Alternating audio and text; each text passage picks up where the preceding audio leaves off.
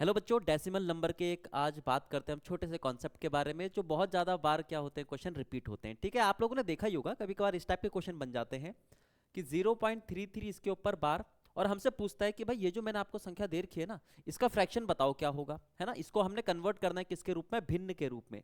तो आप लोगों ने ध्यान देना है सबसे पहले कि ये जो बार लगा हुआ है ऊपर आपको एक लाइन दिख रही है ना, इसका मतलब क्या होता है, रिपीटेशन होता है। तो हालांकि ये जो आपके पास संख्या है ये इस तरीके से लिखी गई थी। अब एग्जामिनर बोलता है भाई इतना लंबा मैं क्यों लिखूं, तो वो एक छोटा सा साइन लगा देता है और इस साइन का मतलब क्या होता है, रिपीटेशन। और अब हमसे बोलता है कि ये जो आपके पास दशमलव में संख्या दिख रही है ना, इसको आप फ्रैक्शन में कन्वर्ट करो। तो चलिए आज हम इसी कॉन्सेप्ट के बारे में बात करेंगे। सबसे पहले इसका बेसिक समझते हैं, फिर बात करेंगे अपने कॉन्सेप्ट की, क्योंकि जैसे ही हम कॉन्सेप्ट सीख जाते हैं तो कॉन्सेप्ट को थोड़ा सा हम एडवांस कर लेते हैं ताकि बहुत सारी एक्स्ट्रा चीजें हमें ना करनी पड़े। तो चलिए सबसे पहले बात करते हैं कि अगर क्वेश्चन इस तरीके से दे रखा है 0.333333 कंटिन्यू इस तरीके से लिखा हुआ है, कभी कभार वो क्या करता है कि सिर्फ इतना लिख देता है 0.3 और 3 के ऊपर क्या लगा देता है, बार। तो ध्यान रखना, जितने डिजिट्स के ऊपर बार लगा होगा इसका मतलब यह है पॉइंट के बाद उतने डिजिट क्या हो रहे हैं, रिपीट हो रहे हैं। और अब हमने इस संख्या को कन्वर्ट करना है फ्रैक्शन में। पहले बेसिक तरीका समझते हैं। सबसे पहले अगर इस तरीके से लिख कर दे रखा है हमें तो हम उसको इस तरीके से लिख देते हैं और हम पूरी इक्वेशन को मान लेते हैं x। 0.3333 कंटिन्यू आपके पास आगे तक वो चलता रहेगा, ठीक है।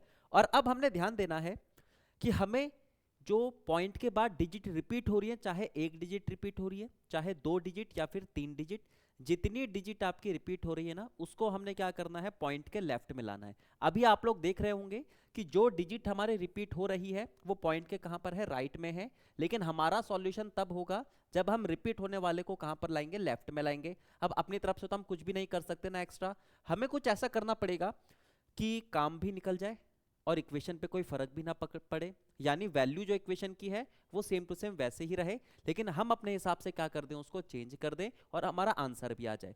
तो हमें कितनी डिजिट रिपीट होती हुई दिख रही है, सिर्फ एक डिजिट।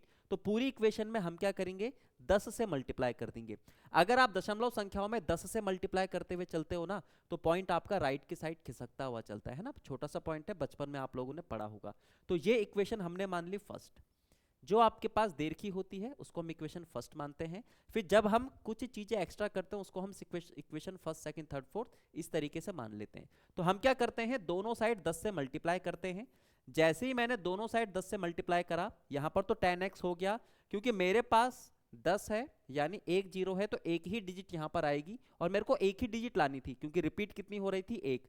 अगर आपके पास दो डिजिट रिपीट हो रही होती तो हम क्या करते, 100 से मल्टीप्लाई कर देते, ठीक है। चलो, तो जैसे ही मैंने 10 से मल्टीप्लाई करा तो अब मेरी जो सीरीज है ये कंटिन्यू इस तरीके से चलती रहेगी और मेरे पास बन गई हैं दो इक्वेशन। अब जैसे ही मेरे पास रिपीट होने वाली सारी की सारी डिजिट, जितनी भी डिजिट है इसमें तो फिलहाल एक ही रिपीट हो रही है, किसी में दो, किसी में क्या मिलेगी आपको, तीन मिलेगी, ठीक है। तो आपको इसी तरीके से उसको लाना है और जैसे ही वो पॉइंट के लेफ्ट में आ जाए तब आपने दोनों इक्वेशन को क्या कर देना है, माइनस कर देना है। तो अब बड़ी वाली इक्वेशन में से छोटी इक्वेशन क्या करेंगे, माइनस, यानी 10x उसमें से क्या माइनस करेंगे, पहली इक्वेशन माइनस करेंगे। इसकी वैल्यू कितनी थी, 3.3333 कंटिन्यू चलता रहेगा, माइनस इसकी वैल्यू कितनी थी, 0.3333 कंटिन्यू आपके पास चलता रहेगा। अब एक चीज जरा ध्यान दो कि यहां पर तो हमें क्या मिलेगा, 9x मिलेगा, लेकिन यहां पर पॉइंट के बाद 3333 रिपीट हो रहा है, पॉइंट के बाद 3333 रिपीट हो रहा है। तो भाई पॉइंट के बाद दोनों में सेम डिजिट है, कट जाएंगे, कितना बचेगा, सिर्फ हमारे पास 3 बचेगा और ये तो पूरा का पूरा कट गया, है ना भाई। ऐसी तो हम करते हैं ना, 3.3333 ये है और 0.3333 आपके पास, अगर हम माइनस करते हुए चलेंगे तो ये सारा का सारा कट जाएगा, बचेगा कितना, सिर्फ 3। तो अब मेरे पास 9x की वैल्यू कितनी थी, 3 थी, और इस पूरी इक्वेशन की वैल्यू मैंने कितनी मानी हुई थी, x मानी हुई थी। और अब मेरे को फ्रैक्शन बनता हुआ दिख रहा है, 3 अपॉन क्या हो जाएगा, 9 हो जाएगा। काटेंगे इसको तो हमें मिलेगा 1/3।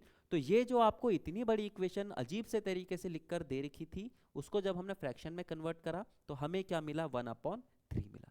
क्लियर है। तो ये थे इसका ट्रेडिशनल तरीका, जिसमें हम क्या करते हैं, 10 के मल्टीपल या 10 से मल्टीप्लाई करते हुए चलते हैं, ठीक है। जो भी 10 का मल्टीपल होगा उससे हम मल्टीप्लाई करते हुए चलेंगे, तब तक चलेंगे जब तक आपके पास रिपीट होने वाली डिजिट पॉइंट के लेफ्ट में ना आ जाए। तो ये बेसिक सा तरीका था जो हमने समझ लिया है, लेकिन पेपर में हमारे पास इतना सारा टाइम थोड़ी ना है। पेपर में तो हमने क्वेश्चन देखना है और सॉल्व करना है, बस इससे ज्यादा टाइम हमारे पास है नहीं। और अगर इस टाइप के क्वेश्चन आते हैं तो ये आपका ज्यादा टाइम लेते भी नहीं है। कैसे नहीं लेते ज्यादा टाइम, अब देखो।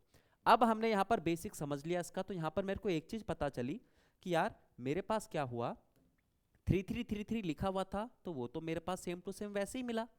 कितने डिजिट रिपीट हो रहे थे, एक डिजिट रिपीट हो रहा था, उसके बदले अपॉन में कितना मिला मेरे को, 9 मिला। अगर मेरे 2 डिजिट रिपीट हो रहे होते तो मैं 100x में से क्या माइनस करता, एक x माइनस करता, क्योंकि ये मेरे पास ओरिजिनल थी जो मैंने x माना था, और ये मल्टीप्लाई करके आई है जो क्या है 100x है, क्योंकि 2 डिजिट रिपीट हो रहे थे तो कितना मिलेगा मेरे को 99x। तो यहाँ से मेरे को एक चीज और पता चली कि पॉइंट के बाद जितने डिजिट रिपीट होते हुए चल रहे हैं उसके बदले हम क्या लिखते हुए आ रहे हैं, 9 लिखते हुए आ रहे हैं, और जो हमारी डिजिट है रिपीट होने वाली उसको हम सेम टू सेम वैसे ही लिख रहे हैं ऊपर।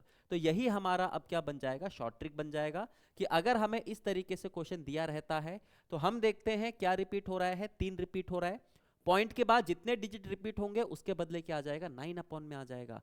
तो भाई एक ही डिजिट था तो एक ही बार, अगर आपके पास 4 डिजिट रिपीट हो रहे होते तो 4 बार 9 क्या आता, नीचे आ जाता।